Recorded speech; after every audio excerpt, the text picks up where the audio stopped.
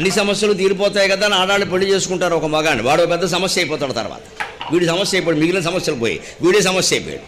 బయటికి వెడితే ఎందుకు వెళ్ళే ఉంటాడు. ఆలస్యంగా వస్తే ఆలస్యంగా, ఇంట్లో కూర్చుంటే అత్తమాని ఇంట్లో కూర్చుంటే గుడిపాములు అంటాడు.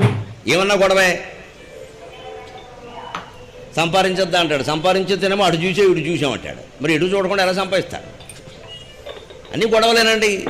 కానీ అలా మానేస్తావా? ఏదో భ్రమ. మనం ఒప్పుకోం. కానీ నిర్భయంగా నిస్సంకోచంగా చెప్పాలంటే ఒకటేనండి, లైంగిక వాంఛ అది ధార్మికంగా తీర్చుకోవడానికి మన వాళ్ళు ఏర్పాటు చేసిన వ్యవస్థే వివాహం.